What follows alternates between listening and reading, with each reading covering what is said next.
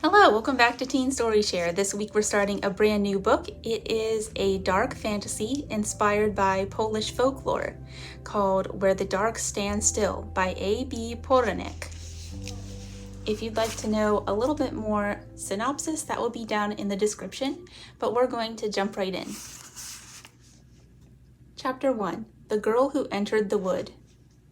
The festivities of Kupawa night are just beginning when Liska Radost leaves the village behind.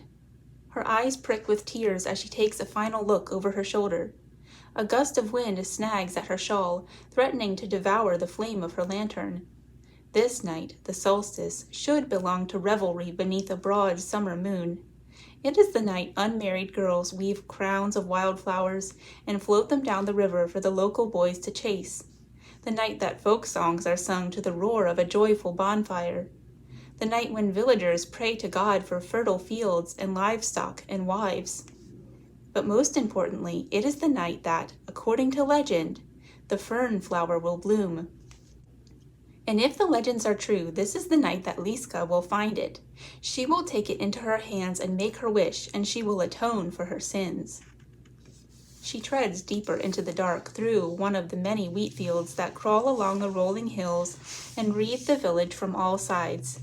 In midday, the sun will turn their stalks to spun gold, but now they are a foreboding rustle against Liska's floral-patterned skirts, bowing like penitence in contrition. She raises her lantern higher, but its light is no more than a sputtering spark, a mockery of the Kupawa bonfire that dances far in the distance, etching the thatched rooftops of Stodoła into the night's canvas. Stodoła, home. A home she will not see again if she does not succeed tonight. She knows what rumors the villagers whisper, that she is a witch, that she is as wicked as the dark magic harbored in the spirit wood. She almost smiles at the irony. That accursed place, called the Driada, is where the fern flower is said to bloom. It is her only chance at redemption. Overhead the moon rises, a great silver eye opened wide and watchful. It spurs Liska onward, stokes the flame of urgency in her chest. In all the stories, the fern flower only blooms until sunrise. There is not a moment to waste.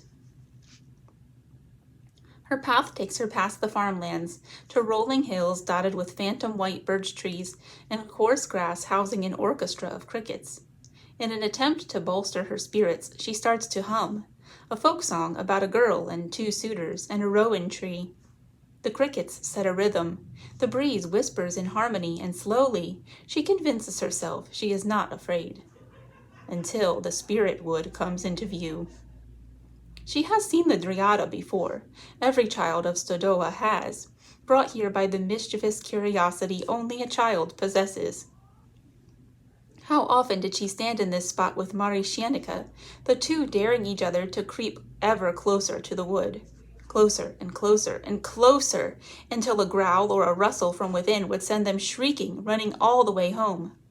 Children do foolish things until they are old enough to understand they are foolish, until their father teaches them to weave the straw hangings found in every Stodoła home, or their mother explains why she ties their hair with crimson ribbons.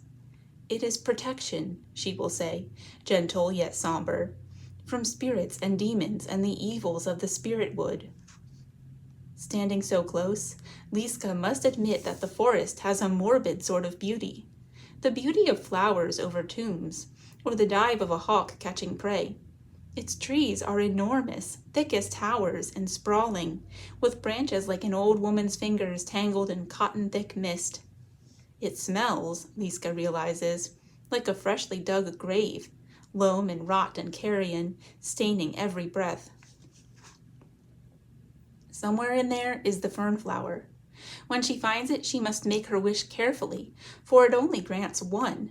In the legends, men often make poorly worded wishes and meet terrible ends, assuming they make it past the wood's devilish spirits. Here, at least, Liska's curse gives her an advantage. She has always been able to sense spirits, hear them, even see them. The skishat by the stove complaining of the dirty floor, or the kikimora in the neighbor's house, exclaiming in delight as she finds yarn to tangle. But those are benevolent house spirits, grown fat on offerings of bread and salt, friendly to the humans who shelter them. She doubts the Dryada's demons will speak the same tongue. Is she really going to do this? It's not too late to turn back. She does not belong here. A memory. Father Pavel sits in the kitchen of the cramped Radost cottage.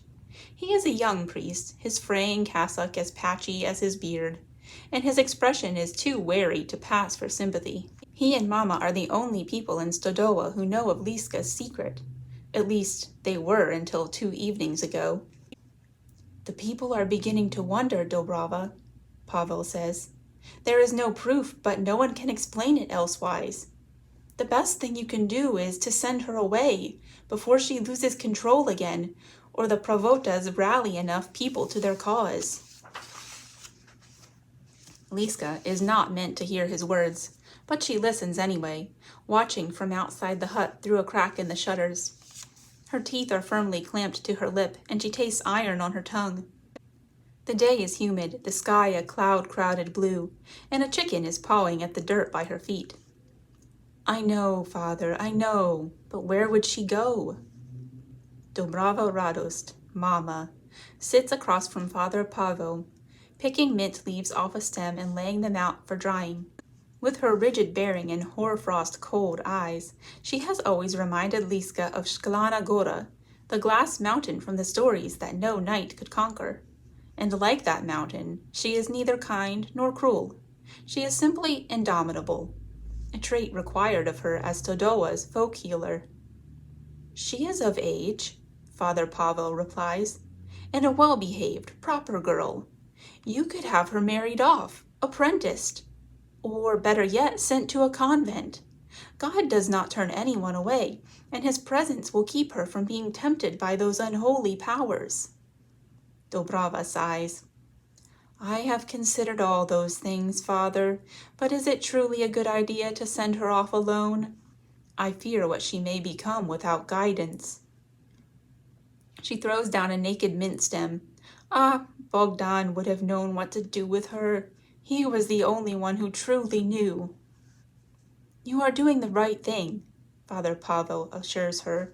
It is not a condemnation, only a precaution, for her own safety and for ours. Those last words went unspoken, but Liska knows what the priest wanted to say, that Liska is dangerous, that she has been corrupted by magic, like an orchard by blight. I will change that, she promises the stars above. I will make it right. She will do anything to prove that she is not dangerous, that she belongs to the village and her people, even if it means putting her faith in childhood fairy tales. She steps forward, farther, closer, until she is looking up at the Dryada's trees. Dread clenches her throat, but she swallows it back. God preserve me, she whispers. Within the wood, something shrieks in response. The wind? No, it is too uneven. A howl, or perhaps laughter. Holding up her lantern, Liska Radost stares down the path she has chosen, no more than trampled underbrush between whispering nettles, and cruel briars parted like jaws. In the flickering firelight, it all seems a mirage, the threshold to a place of darkness, waiting, watching. The laughter sounds once more, and this time she forces herself to smile back. Then she steps between the trees. Nothing is a certainty in the night in the wood. In a windless dark shuttered from the world, a tree is not a tree, but a disfigured body with crooked limbs. Its bark not bark, but a grotesque face with cracking skin, the brambles beneath not brambles at all, but wicked talons snatching and tearing at clothes. Nettles sting Liska's exposed ankles, but the pain is nothing to the prickling at the back of her neck, the acute feeling that she is being watched. Liska finds she is less afraid than she should be. Perhaps it is because this wood, just like her, is something unnatural, something other. By appearance alone, she fits more in the earthen walled than she ever did in the village. Hair the color of freshly turned soil, skin olive, and cheeks marked with freckles sucked out by the sun. For Kupawa, she has worn a festive stroi, a crimson skirt patterned in pale flowers, and an embroidered gorset over a lacy white blouse, her wild curls tamed into braids. Around her neck hangs a string of beads in rowanberry red, both a festive accessory and a ward against demons. When it catches on a branch and tears free with a snap, it feels like irony. She does not stop to pick it up. The forest deepens. Sourceless lights flash in the distance, too large to be fireflies. Something rustles in the thicket to Liska's right. She could swear she sees a bow-legged thing lurking in the fog, but it crawls out of sight before her lantern's light can seize it. The next time she steps forward, something crunches underfoot. A branch, she tells herself, even if it feels more like bone. She keeps going.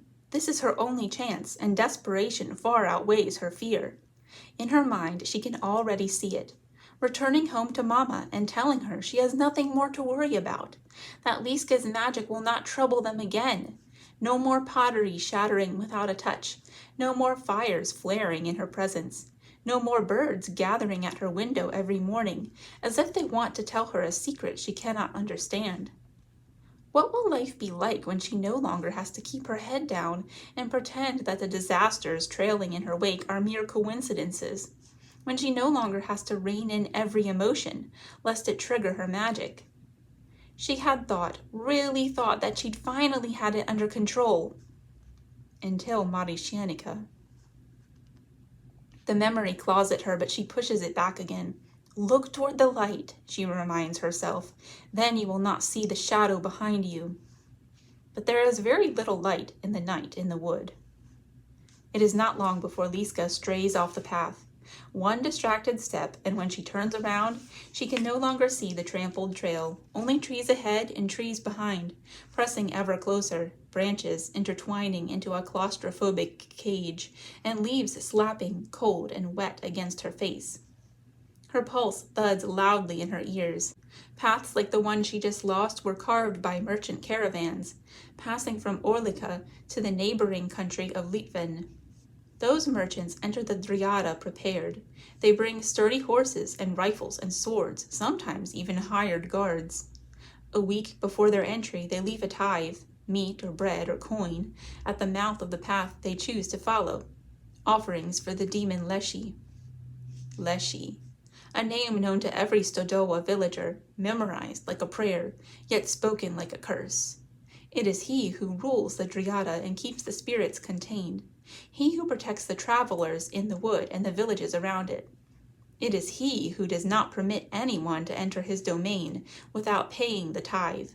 And all know that if the Leszy is not satisfied with what he receives, those who enter the Dryada will not return.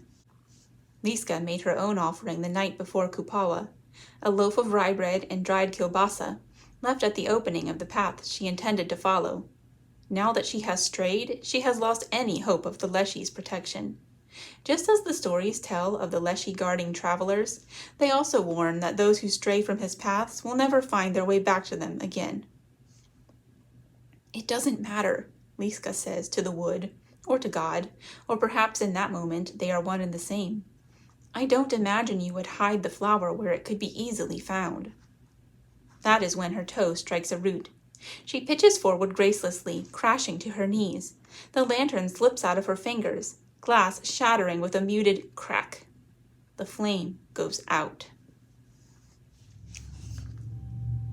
Okay, next time we'll read Chapter 2, Trees with Too Many Eyes. Join us again next Friday to find out what happens next. Have a great weekend. Bye.